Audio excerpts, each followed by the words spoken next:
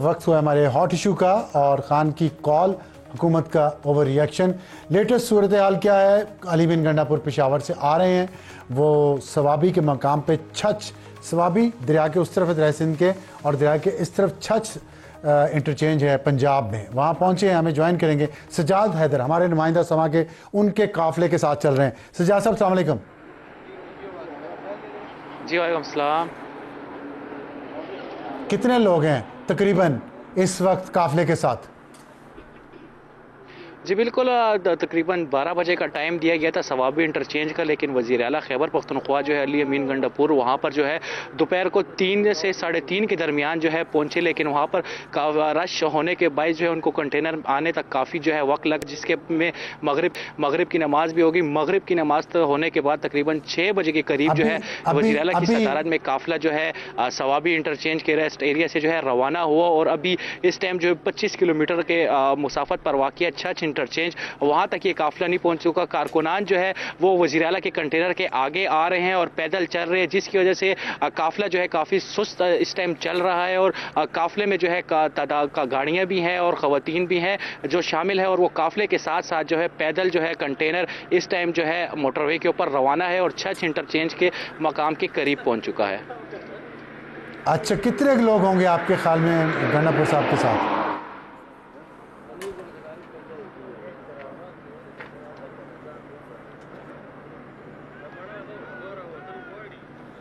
सजाद, कितने लोग होंगे तकरीबन गंडापुर के साथ और कितनी गाड़ियां हैं? क्या सरकारी गाड़ियां भी शामिल हैं इसमें? जी, गुज़िश्ता जलसों और रैलियों में तो हमने देखा था कि रेस्क्यू की मशीनरी भी शामिल थी और हैवी मशीनरी के साथ साथ एम्बुलेंसेस भी होती थी, लेकिन इस दफ़ा जो है रेस्क्यू की कोई मशीनरी इस रैली के अंदर शामिल नहीं है, जबकि एम्बुलेंसेस भी सरकारी तौर पर कोई एम्बुलेंस नहीं है। एक वज़ीर आला के प्रोटोकॉल की जो एम्बुलेंस होती है रेस्क्यू की, वो इस काफिले में कंटेनर के साथ चल रही है, जबकि दीगर प्राइवेट एम्बुलेंस हमारे साथ ही रहिएगा, हमारे साथ रहिएगा। हमें तारिक फजल चौधरी साहब ने ज्वाइन किया है, चीफ विप है पाकिस्तान मुस्लिम लीग नून के। तारिक साहब अस्सलाम वालेकुम, मैं आपसे बात करता हूँ। मैं एक सवाल सिर्फ सजाद साहब से पूछ रहा हूँ। सजाद, आपको मेरी आवाज आ रही है? तो ये बताइएगा कि बुशरा बीबी काफिले के साथ है या नहीं है? जी, बुशरा बीबी पेशावर से तो रवाना हुई थी काफिले के साथ, लेकिन वो अली अमीन गंडापुर के साथ नहीं थी, अलग से गाड़ी में मौजूद थी। जबकि अली अमीन गंडापुर सवाबी में आए, कंटेनर के ऊपर सवार हुई, लेकिन बुशरा बीबी उनके साथ कंटेनर पर नहीं थी। यही बताया जा रहा है कि बुशरा बीबी जो है काफिले में गाड़ियों में पीछे रवाना है और अली अमीन गंडापुर जो है इस टाइम काफिले की क़यादत कर रहे हैं और छछ इंटरचेंज की जानिब रवाना है और बड़े सुस्त अंदाज में जो है ये काफिला चल रहा है।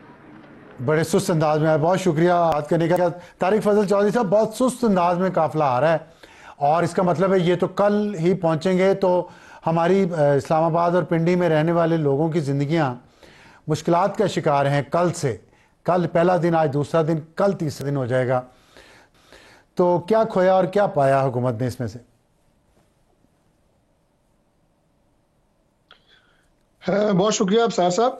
देखिए, गुजारिश ये है कि इसमें कोई शक नहीं है कि इस्लामाबाद में इंटरनली भी कुछ जगह पे रोड्स बंद हैं और इस्लामाबाद की जो एंट्रेंस है उसमें जो एंट्री है उसको रिस्ट्रिक्ट किया गया है। बुनियादी वजूहात उसकी दो हैं। एक तो ये कि इस वक्त जो है बड़ा एक हाई पावर डेलीगेशन बेलारूस का वो आज इस्लामाबाद में पहुंच चुका है और कल इंशाल्लाह बेलारूस के जो सदर हैं वो भी तशरीफ ला रहे हैं और उनकी सिक्योरिटी जो है वो उसे फुल प्रूफ बनाना ये हुकूमत की जिम्मेदारी है।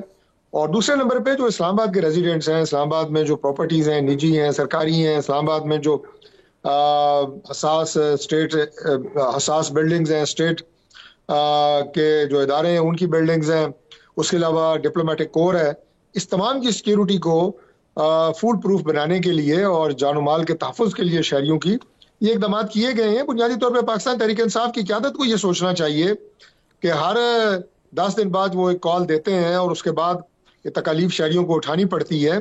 इससे वो हासिल क्या करना चाह रहे हैं? उनका एहतजाज वो पहली बात तो ये कोशिश वो करते हैं कि पुरतशद्दुद हो, उसमें लेकिन मसला ये है कि अभी हम फवाद चौधरी से भी बात कर रहे थे और मुज़ाकरात की बातचीत की बात हो रही थी, तो उन्होंने कहा कि हुकूमत कोई इनिशिएटिव लेती नहीं है।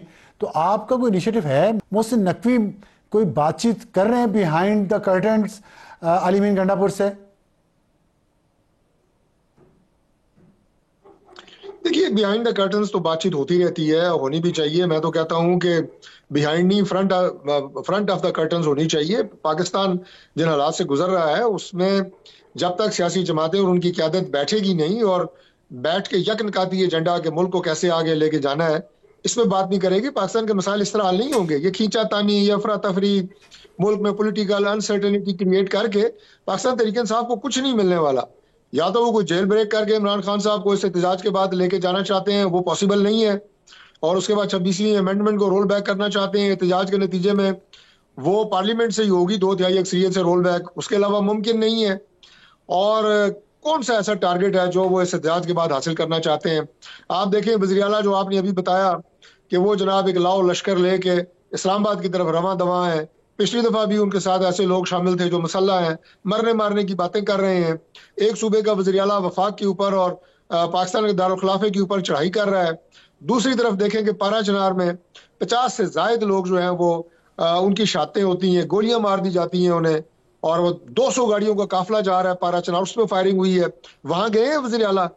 50 से जायद घर है जहां पे सोग और मातम का आलम है, और ये अब कंटेनर पे चढ़े हुए हैं और जनाब जुल्फे सवार रहे हैं और इस्लामाबाद की तरफ रवां दवा है।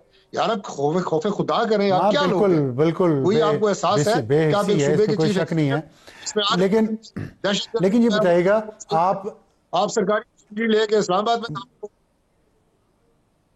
ठीक है, लेकिन ये बताइएगा कि 3 दिन तो जी जी अब हम समझे गए, 3 दिन तो गए ना, 2 गुजर गए, कल का भी ऐसे लग रहा है, और स्कूल भी बंद कर दिया आपने, कल भी स्कूल बंद कर दिए हैं, इस्लामाबाद और पिंडी के दोनों स्कूल बंद हैं, मेट्रो बंद है, ज़िंदगी यहाँ पे रुक गई है इस्लामाबाद में, ब्लू एरिया सारा बंद है, इस्लामाबाद में छोटे छोटे रेस्टोरेंट भी बंद हैं, लोगों को खाने पीने में मुश्किलात आ रही हैं।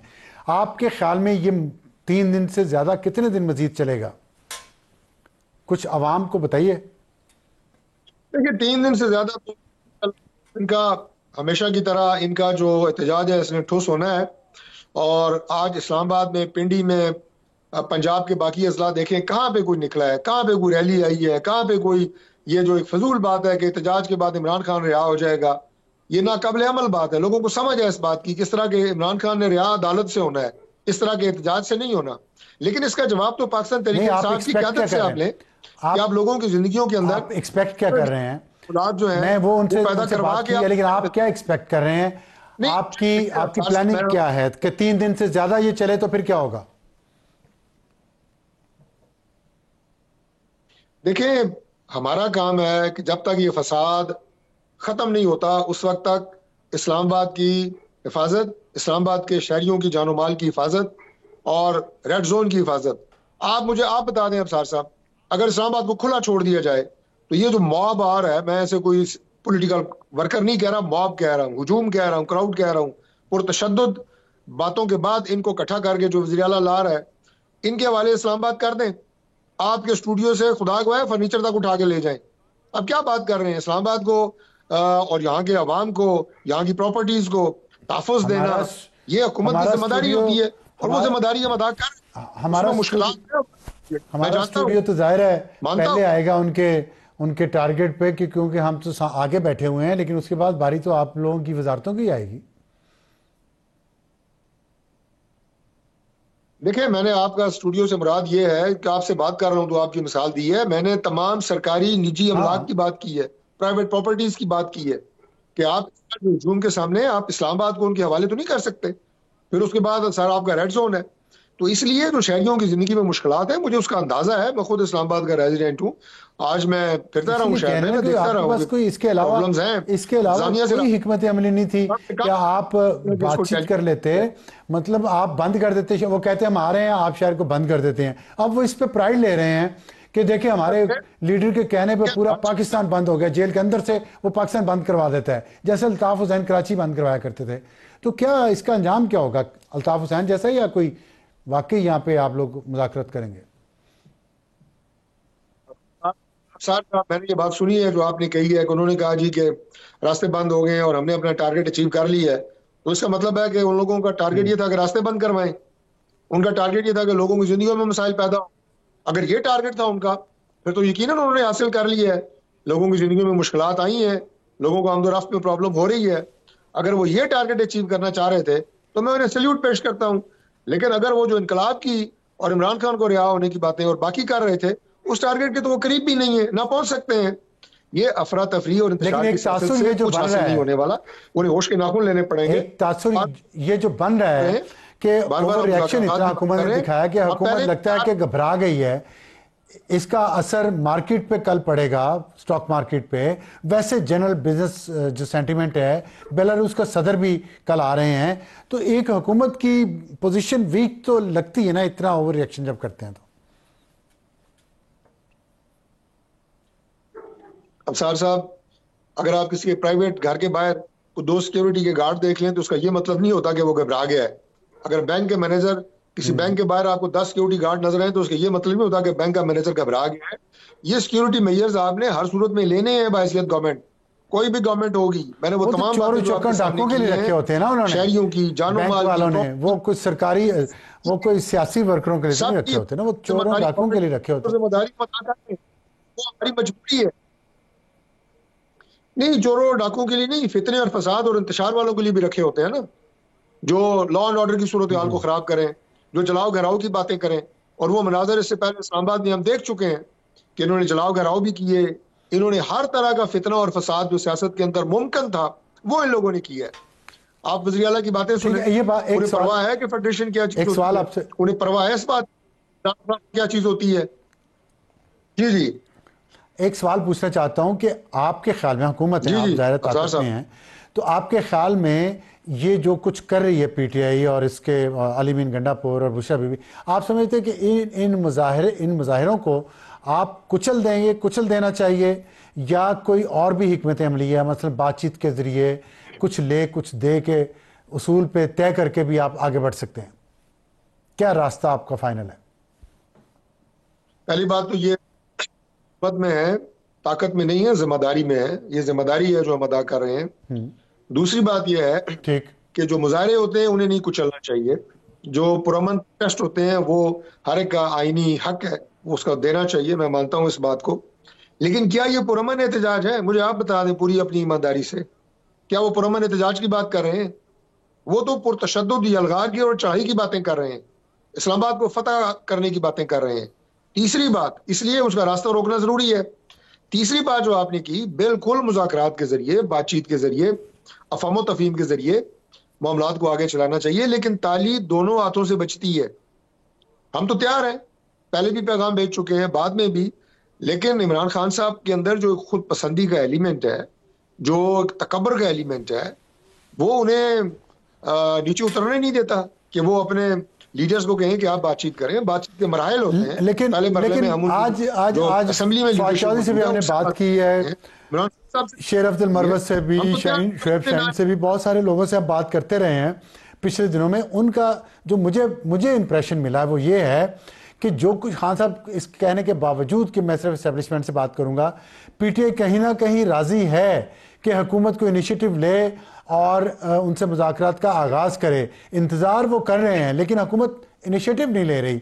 ये मेरा जो परसेप्शन है, इंप्रेशन है, ये ठीक है? तरफ से मैं बिल्कुल आपको क्लैरिटी से बता रहा हूँ, हमारी तरफ से इनिशिएटिव भी मौजूद है, विल भी मौजूद है, राब्ते भी किए गए हैं। लेकिन पीटीआई की जो लीडरशिप जेल से बाहर है, वो तो पता ही नहीं है हमारा लीडर कौन है। कभी पता लगता है जनाब के उमर अयूब साहब हैं, वो बातचीत, कभी पता लगता है बैरिस्टर कौर हैं। जब से जनाब बुशरा बीबी बाहर आई हैं, उनमें और अली अमीन गंडापुर में, आज भी आप देखें वो आगे जा रहे हैं, वो पीछे आ रही हैं। कुछ समझ ही नहीं उन्हें आ रही कि हमारी लीडरशिप है क्या और कौन है हमारा लीडर।